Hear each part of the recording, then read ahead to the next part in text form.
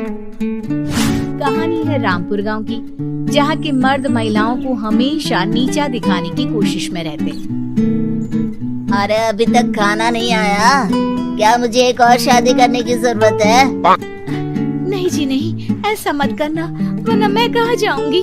खाना लेकर मैं अभी आई जी। गांव की पंचायत में भी फैसले हमेशा औरतों के खिलाफ ही रहते। मैं जो फैसला सुनाता हूँ वो भगवान की आज्ञा होती है। इस लड़के ने अपने मन से शादी करके अच्छा नहीं किया।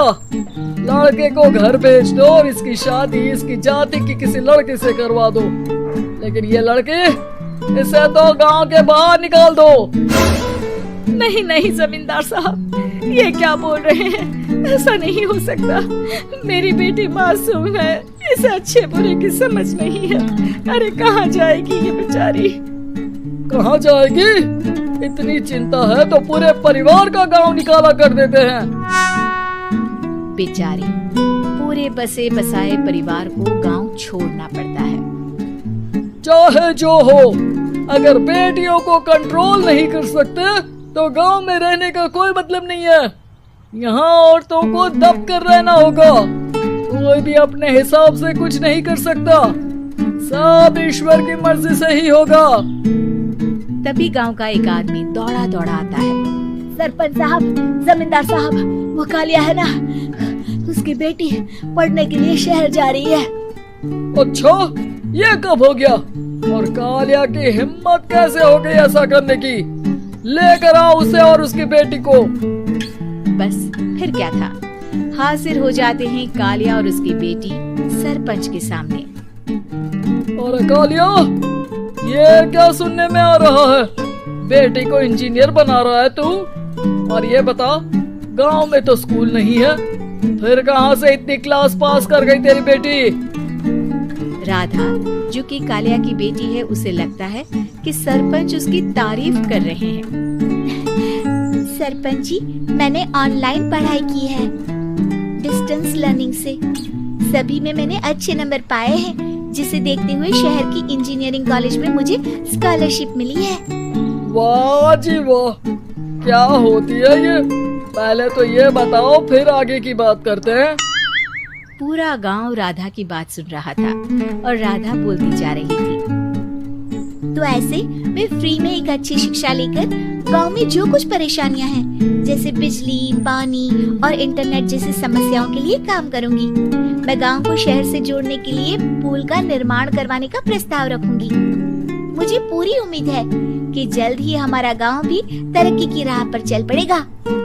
राधा की बात सुनकर सारे गांव वाले ताली बजाने लगते हैं। सरपंच को समझ नहीं आता कि वो क्या करे। चुप रह नादान लड़की, गांव के खिलाफ जाने के लिए तुझे गांव से बेदखल कर दिया जाएगा, वो भी पूरे परिवार के साथ। और हाँ, अगर ठीक से गांव में रहना चाहती है तो ये पढ़ाई लिखाई छोड़ दे। हम तेरे लिए गांव का कोई होनहार लड़का देखेंगे। तभी गांव का एक आदमी बोल पड़ता है। अरे नहीं नहीं सरपंच जी, राधा बिटिया जो बता रही है, अगर वैसा हो जाए तो हम लोगों को पैसा कमाने के लिए बाहर नहीं जाना पड़ेगा। हाँ जी, और ना ही कोसों दूर पानी के लिए भटकना पड़ेगा। हमारे बच्चे भी अच्छी पढ़ाई कर सकेंगे और आगे बढ़ेंगे, ना कि हमारी तरह खेती करते बैठेंगे। क्यों गांव वालों, राधा बिटिया का साथ देना चाहिए ना। सरपंच देखता है कि गांव राधा के साथ है तो वो चुप हो जाता है। वो घर आकर अपने सलाहकार से बात करता है, जो बहुत ही चालाक किस्म का इंसान होता है। अरे सरपंच साहब, आपको बहुत ही होशियारी से काम लेना पड़ेगा। एक बार गांव तरक्की कर गया, यहाँ के बालक पढ़ लिए तो कोई ना पूछेगा आपको। और फिर ये जो बेटा और बेटी है ना आपके, इनको भी आम लोगों की तरह ही जीवन जीना होगा। हाँ, लेकिन करे तो क्या करे? वो ना अब मुझ पर छोड़ दीजिए, बस मैं जैसा बोलूं करते जाइए।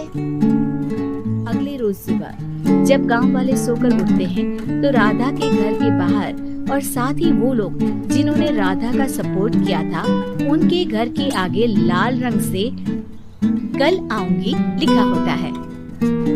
कल आऊंगी, यह क्या होता है? अरे यह तो खून से लिखा है, लगता है कोई भूत प्रेत या चुड़ैल का साया है। चलो सरपंच जी के पास चलते हैं।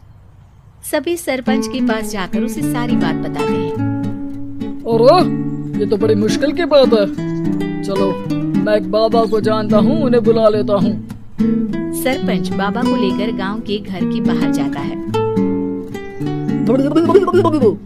ओहो, तो ये वो चुड़ैल है जो उन लोगों को निशाना बनाते हैं जो गांव को बदलने का सपना देखते हैं। वो गांव को ऐसे ही संपन्न देखना चाहती है, वो नहीं चाहती कि कोई बाहरी यहाँ का कायाकल्प करे। क्या तुम लोगों में से किसी ने गांव को बदलने की सोच रखी है? तभी राधा की माँ रोते रोते आती है। मेरी राधा घर से गायब हो गई है। अरे कोई तो बचाओ, मेरी बच्ची कहाँ गई?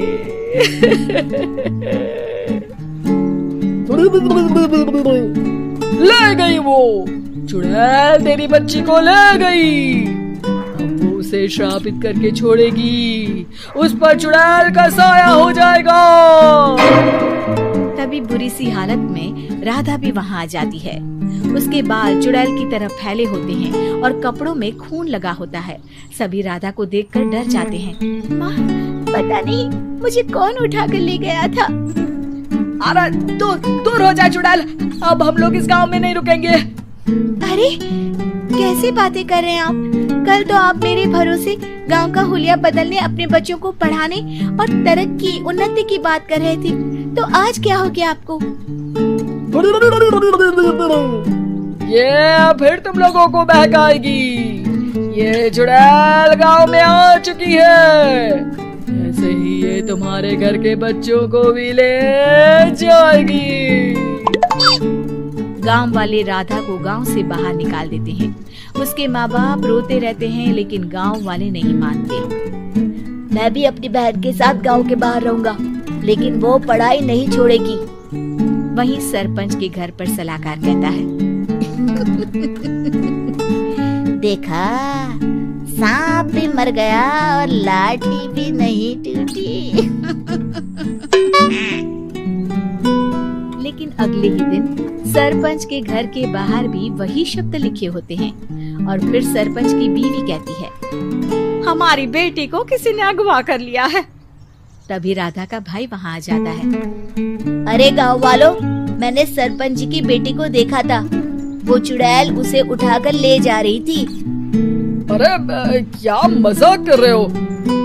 नहीं नहीं सरपंच जी, आप नहीं जानते। वो चुड़ैल अब आपकी बेटी में आ जाएगी, जैसे राधा के अंदर आ गई थी। तभी सरपंच की बेटी वैसी ही हालत में वहाँ आती है जैसे राधा आई थी। पापा, पता नहीं कैसे मैं गायब हो गई थी। चुड़ैल, इसके अंदर भी चुड़ैल का साया है, मारो इसे। अरे नहीं नहीं, इसे भी राधा के पास गांव के बाहर ही भेज दो।